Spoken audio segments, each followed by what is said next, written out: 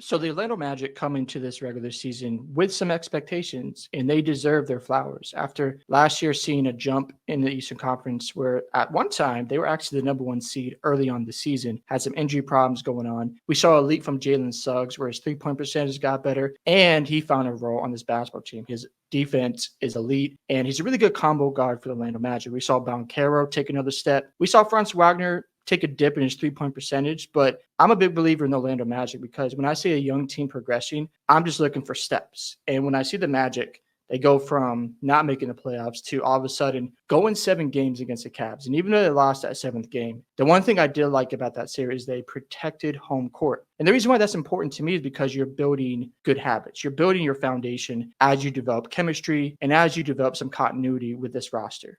Now, what I love from this offseason was signing KCP. I thought bringing in another veteran who has 2 championships with the Lakers and the Nuggets, he can stretch the floor from three. He's a great veteran presence in the locker room. And on top of that, he's a good 3-and-D guy. He can guard the ball. He can switch 1 through 3. And he just gives you another body out there who can just guard from the perimeter. And that's good for Orlando. So just look at this team as a whole. I just like that move. Some of the biggest questions I have coming into the season for the Magic is Paolo Banchero. Look, I want to see him finish better at the rim, shoot better from the mid-range. I thought in the playoffs he was solid. I know his turnovers were really high. It was like 4.6 a game. But the main problem with the Magic is playmaking. They don't have a natural point guard out there who can orchestrate the offense. So you put all this burden on Banchero, which is fine if that's the plan here. I know they have Anthony Black. We'll get to him in a moment. But if your plan is to build around Banchero and add these responsibilities, I don't mind it. But at the same time, they got to make sure they add the right pieces around Banchero. I thought KCP is a really good start. Now for Banchero, as long as you get better at finishing at the rim, shooting from the mid-range, look, this guy's in his third year. Another question I have is he going to be at a top 20 player at the end of the regular season? I think he will because I like his upside. I think one day he could be a top 5 player in the NBA. That's how good I think Banchero is, and I like his upside going forward. But again, obviously he's got to work on his game, but he's in year 3. And to go from rookie of the year, second year and the third year into the playoffs, going a tough 7-game series. And he had some incredible moments in the playoffs for the Magic. It's only going to help him going forward. I expect a huge leap from Paolo Banchero coming into this regular season. The other question I have is, what is the role for Anthony Black? I know he didn't get a ton of playing time last season. You drafted him 6th last year. Markelle Fultz is now gone. Your backup point guard is Cole Anthony. So I'm looking at this roster going, look, I love Jalen Suggs, but I think he's more of a combo guard. If I'm Orlando, I'm going to give a bigger role to Anthony Black because you drafted him as a top 10 player last year. So you got to eventually utilize him in this roster. So if I'm the Magic coach, if I'm looking at the system, I got to find a way to implement Anthony Black because I want to take the playmaking responsibility off of Paolo Banchero as much as possible. Not against that idea, but I think if you can find Anthony Black a role, it's going to benefit their offense because if he can run this offense efficiently, let's say you give him 15, 20 minutes a night and he's averaging like 6 or 7 assists, that's going to bode well for his future. And now you find a role as your point guard for Anthony Black. And now you have to worry about who can we go out in free agency to grab or who can we trade for. I think it's very important for the Magic to prioritize Anthony Black so that he can build chemistry with Paolo Banchero, build chemistry with Franz Wagner, build something with Jalen Suggs. Like imagine Anthony Black and Jalen Suggs as your perimeter defenders. He was known as a really good defender last year, but I know it was a small sample size. So I think for Orlando, let's give Anthony Black more of a run this year. I know some people might expect him to make the finals. I don't quite yet because I still think they're a year away from taking that next leap. Now, I'm not saying they can't take a leap, but I think they need more point guard playmaking out there. And I think they can prioritize Anthony Black because you drafted him. He obviously has a size of 6'7".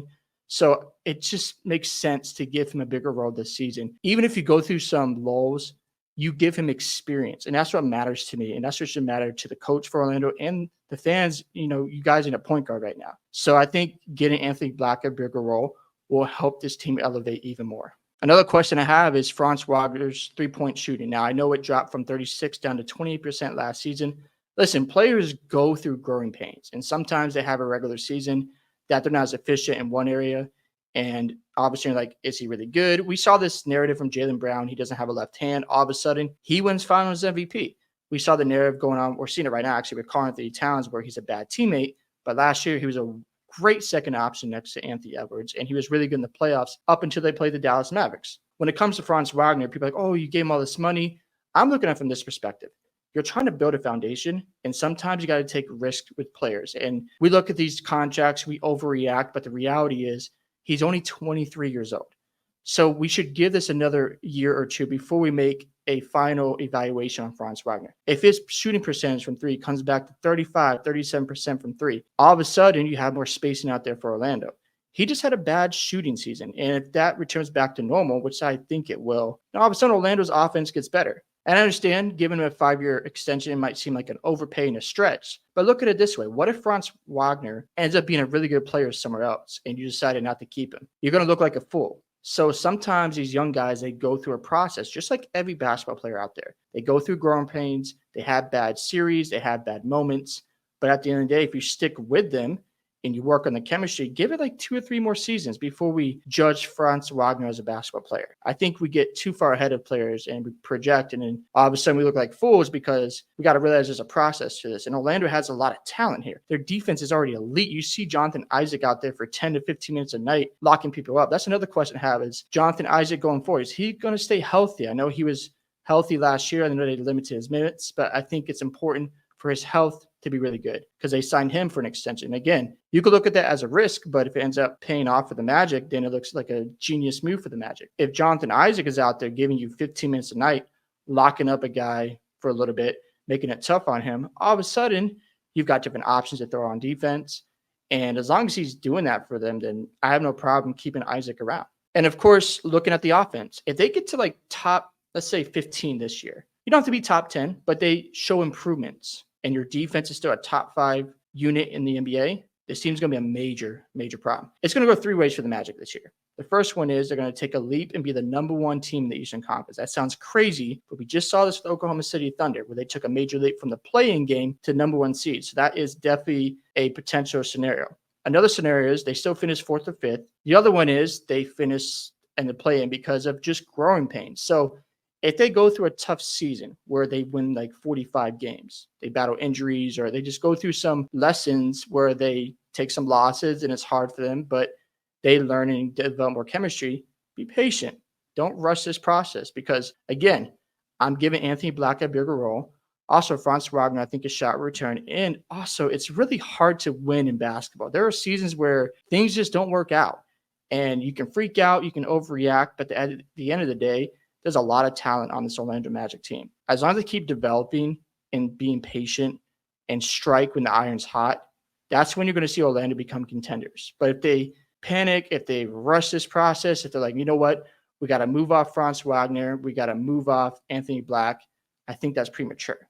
Just wait it out, see how it looks for this season. But hey, if you take a leap into that top 3 conversation, Orlando is going to be very serious and going to be hard to deal with in the playoffs. But look at the Magic this year, and my prediction is I think they're going to be a top 4 seed in the Eastern Conference. I would not be shocked if they're better than the Bucks, if they're better than the Sixers. You can call me crazy all you want.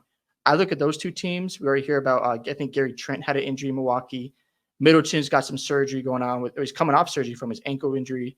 You know, can they sustain a long run? You have Doc Rivers as your coach. They don't play really any defense. They have no perimeter defense whatsoever. Then you look at a team like the 76ers, where, yeah, you have Andre Drummond as your backup center. I'm not moved by that.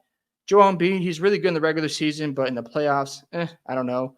Paul George, good for 3 quarters in the 4th quarter, doesn't always show up. And are they going to give more responsibility to Maxey? I don't know. So I could see Orlando leaping both those teams and being a top 3 team in the Eastern Conference. I could see a scenario where the number 1 seed in the Eastern Conference. So they're a very interesting team to me, a dark horse. And again, Magic fans, don't freak out if they have a rough season because this is a young basketball team. If they go through some struggles where they're trying to figure out Anthony Black's role, that's a W because I think he needs a bigger role in this offense. And let's just say Franz shot doesn't return, or it does, but it gets to like 33, 34%. At least it's getting better and returning back to form.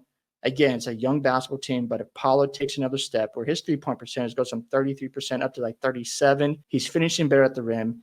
He's doing better from the mid-range, and his playmaking gets a little bit better. You're heading the right direction. So this team is very interesting. I like where they're heading. As long as they can give a bigger role to a guy like Black, and then Franz improves his 3-point shooting, and the offense just gets a little bit better. It doesn't have to be top 10 yet, but they get to like that top 15 range. They're still in that top 5 for defense.